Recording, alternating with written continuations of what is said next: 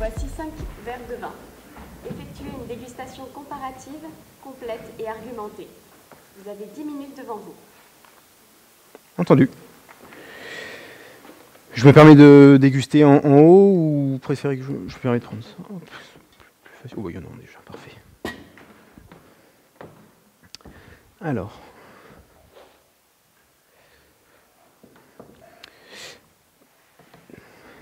Donc, premier verre de vin, verre numéro 1. Nous sommes en présence d'un vin rouge rubis au reflet très légèrement violacé.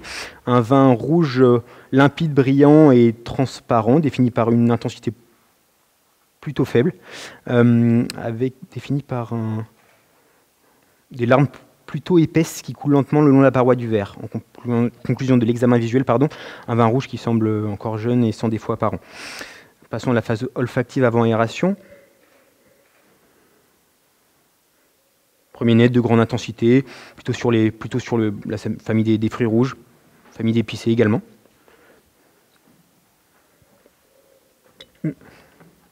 Pardonnez-moi. Avec au second nez, plutôt des arômes de fruits macérés, de fruits fortifiés. Ce côté un peu mûr qui ressort de la vendange, avec une signature poivre noir également. Voilà, on est vraiment sur un vin qui me semble jeune, qui confirme un petit peu la première phase. À la dégustation.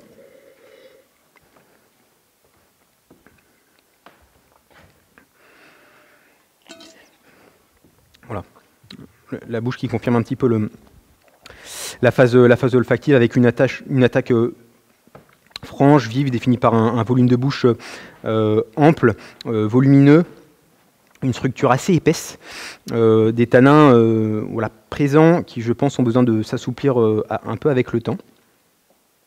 Des textures, par contre, absolument magnifiques, vraiment une texture un peu crémeuse qui est vraiment agréable.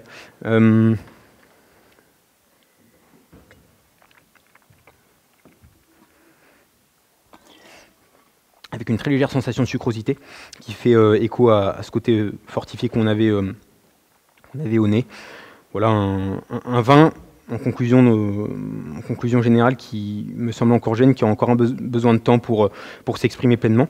C'est très agréable, on est vraiment sur un profil de vin relativement puissant. En termes d'identité,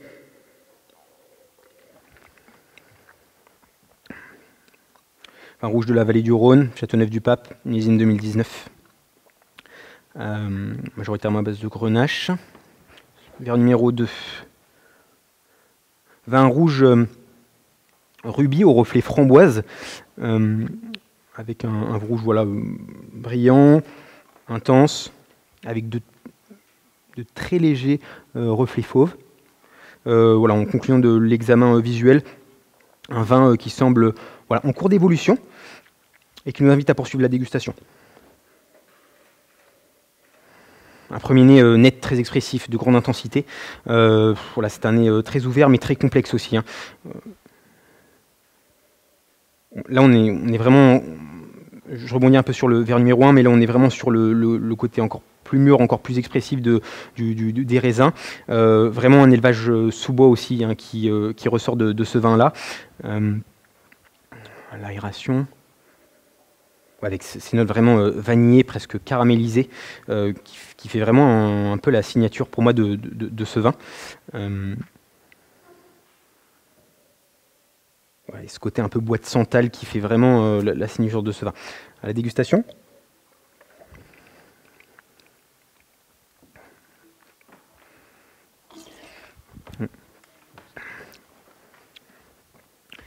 Attaque franche, puissante, définie par une structure de bouche encore une fois ample, avec beaucoup de matière, de la concentration, des tanins qui sont présents et qui, je suis navré, je pense que ces deux premiers verres de vin en tout cas méritent un petit peu de patienter en cave sur ces vins-là, des vins quand même à carafer.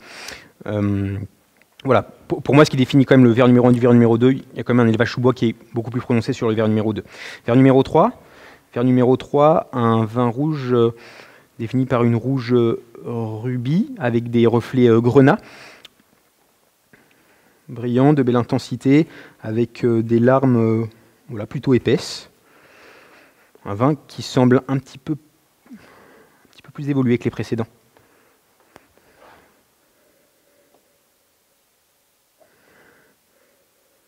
On est complètement différent des deux premiers. Là, on est sur vraiment le fruit. Le fruit beaucoup plus pur, beaucoup plus expressif, avec cette connotation presque végétale, mais de végétal noble, que je qualifierais comme du lierre, de la ronce.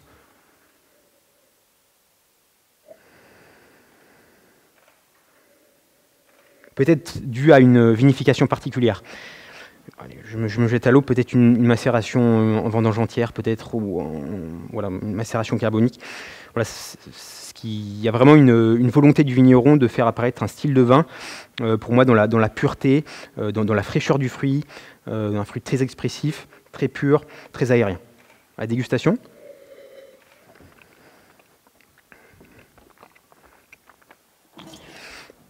L'attaque est souple, vive, avec une structure définie par une acidité vraiment présente, texture fluide, très aérienne, très patinée, texture que définir un peu comme du velours, c'est très bien fait. Vraiment, il y a une très belle patte de vigneron.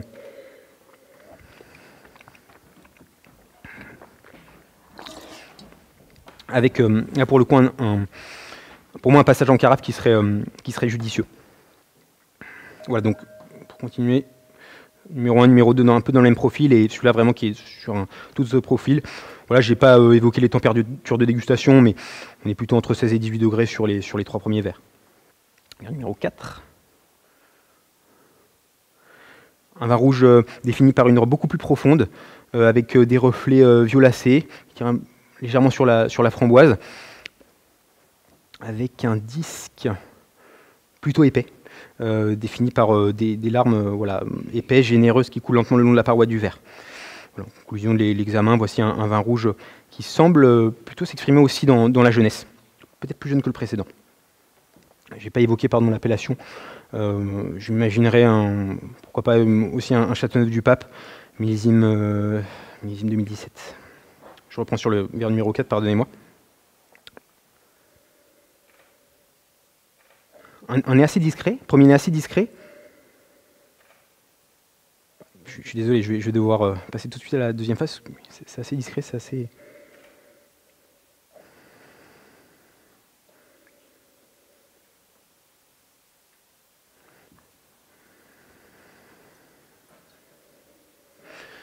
Ce qui définit ce vin-là, c'est également la jeunesse du vin.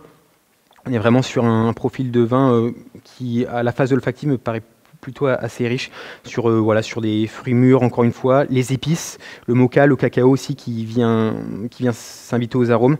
Mais le nez reste assez discret. Je me permets de déguster dès maintenant.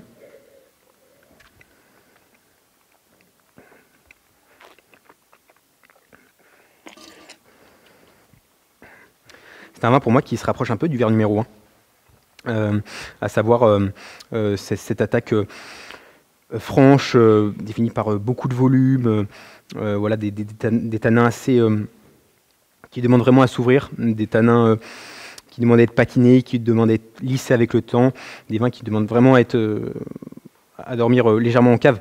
Pour moi, ils sont agréables à boire dès maintenant, mais c'est vrai que je pense que leur apogée de dégustation viendra avec le temps.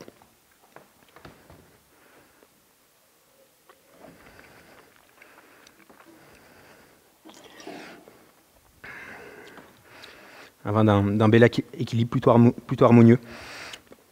C'est un vin que je conseillerais aussi de carafer, température similaire, 16 et 18 degrés. C'est un vin voilà, que je me rapproche. Voilà, verre numéro 1 et numéro 4, pour moi, ils sont un petit peu dans le même profil. Verre numéro 2 qui se définit par un élevage sous bois assez marqué. Verre numéro 3 peut-être par vraiment une pâte de vigneron et peut-être par une macération carbonique modestement. Verre numéro 5, dernier verre. Un vin rouge rubis qui semble un petit peu plus évolué, qui évolue très légèrement vers le tuilé, très légèrement. Avec un disque plutôt épais, encore une fois des larmes assez généreuses. Un vin rouge qui semble en cours d'évolution, sans défaut apparent, qui nous invite à poursuivre la phase olfactive. Premier nez assez assez flatteur, assez aguicheur, ouvert, défini par, encore une fois, ces arômes de myrtille un peu compotés.